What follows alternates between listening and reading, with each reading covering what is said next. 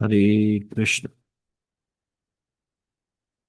हम लोग वैदिक साहित्य से संकलित कर्म का सिद्धांत विषय से संबंधित श्लोकों से चर्चा कर रहे हैं। मनुस्मृति अध्याय 8 श्लोक संख्या 91। एकोहम समित्यात्मानं यत्वं कल्याण मन्यसे नित्यं स्थितस्ते हृदेश पुण्य पापेक्षिता मुनिः। अनुवाद। हे भद्र, तुम अपने आत्मा को जो अकेला मानते हो सो मत समझो, क्योंकि यह पाप पुण्य का देखने वाले सर्वज्ञ परमात्मा तुम्हारे हृदय में सदा निवास करते हैं। तो इस श्लोक में बताया गया है कि परमात्मा सब जीवात्मा के कर्म के साक्षी है और प्रत्येक जीव के हृदय में निवास करते हैं और हर एक पाप और पुण्य कर्म को के साक्षी बनते हैं।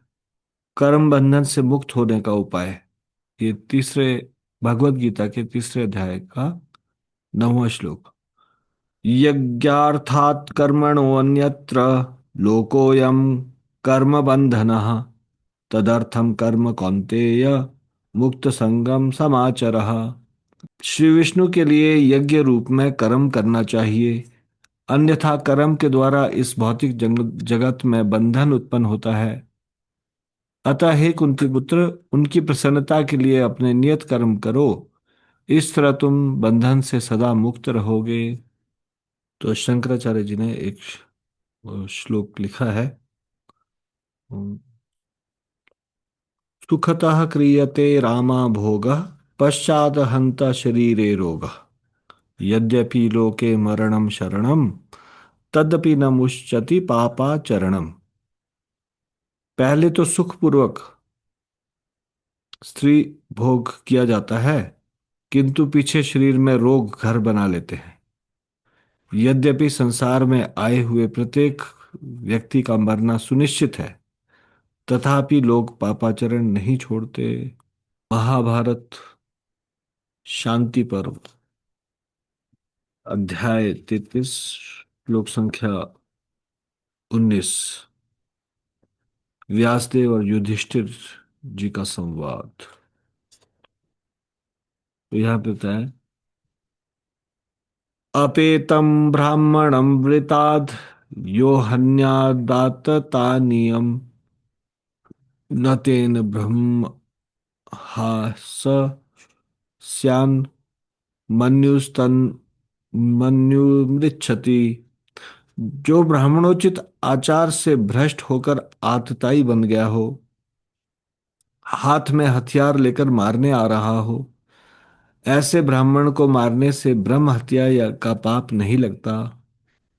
क्रोध ही उसके क्रोध का सामना करता है। अब गरुड़ पुराण में ब्रह्मा जी और ब्राह्मणों का संवाद है। अध्याय 51 श्लोक संख्या 22 और 23। उसमें अलग अलग सकाम कर्मों से, विशेषकर अलग अलग दान से क्या लाभ होता है ये बताया गया है।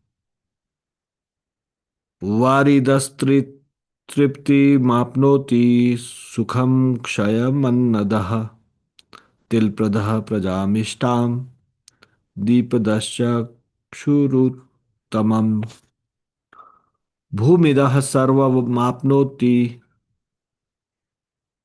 दीर्घमायु हिरण्यदा गृहदो गृह्याणि वैश्वानि रूप्यदो रूपमुत्तमम्। अनुवाद। जल दान से तृप्ति प्राप्त होती है, अन्न दान से अक्षय सुख प्राप्त होता है, तिल दान से अभिष्ट संतान प्राप्त होती है, दीप दान से उत्तम नेत्र प्राप्त होते हैं, भूमि दान से समस्त अभिलाषित पदार्थ प्राप्त होते हैं, सुवर्ण दान से दीर्घ आयु प्राप्त होती है, गृह दान से उत्तम भवन और रजत दान से उत्तम रूप की प्राप्ति होती है। ब्रह्म पुराण अध्याय 19 श्लोक संख्या 23, 24, 25, 26। लोमहर्षण और ऋषि मुनियों का संवाद। अत्रापि भारतं श्रेष्ठं जम्बूद्वीपे महामुने, यतो हि कर्म भूरेशा यतोऽन्या भोगभूमयः। अत्र जन्म सहस्राणां सहस्रेरपि उत्सत्तमा, कदाचिल्लभते जन्तुर्मानुषं पुण्यसञ्चयात्। गायन्ति देवाः किल गीतकानि, धन्यास्तु ये भारत भूमि भागे।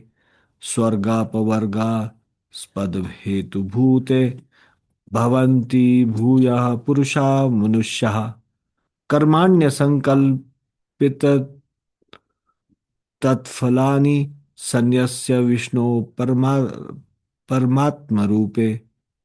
अनुवाद। हे महामुने, जम्बूद्वीप में भी भारतवर्ष सबसे श्रेष्ठ है, क्योंकि यह कर्म भूमि है और अन्य देश भोग भूमि है। यहाँ लाखों जन्म धारण करने के बाद बहुत बड़े पुण्य से के संचय से जीव कभी मनुष्य जन्म पाता है। देवता यह गीत गाते हैं कि जो जीव स्वर्ग और मोक्ष के हेतु हेतुभूत भारतवर्ष के भूभाग में बारंबार मनुष्य रूप में उत्पन्न होते हैं और फलेच्छा से रहित कर्म का अनुष्ठान करके उन्हें परमात्मा स्वरूप श्री विष्णु को अर्पण कर देते हैं, वे धन्य है। ब्रह्मवैवर्त पुराण पूर्व भाग ब्रह्मखंड अध्याय 10 श्लोक संख्या 77। सूत गोस्वामी के पुत्र सौती मुनि और शौनक ऋषि का संवाद। विश्वकर्मानिदं पुण्यम कर्म क्षत्रम च भारतम, अत्र यत्क्रियते कर्म भोगन्यत्र शुभाशुभम। क्योंकि हे विश्वकर्मन, यह भारत पुण्य कर्म क्षेत्र है। यहाँ जो कुछ शुभाशुभ कर्म किया जाता है उसका भोग अन्यत्र प्राप्त होता है। कर्म का सिद्धांत विषय का ये आज आखिरी श्लोक। भगवत गीता के 18वें अध्याय का 14वां श्लोक। अधिष्ठानम तथा कर्ता करणम च पृथक विधम, विविधाश्च पृथक चेष्टा देवम चैवात्र पंचमम। इसमें बताया गया कि कर्म के 5 कारण है। ये 18वें भगवत गीता 18वें अध्याय का 14वां श्लोक है। इसमें बताया गया कर्म का स्थान शरीर, कर्ता, विभिन्न इंद्रियां, अनेक प्रकार की चेष्टाएं और परमात्मा, ये 5 कर्म के कारण है। तो आज हम यहीं पे विराम देंगे, कल से एक नए विषय पर चर्चा करेंगे।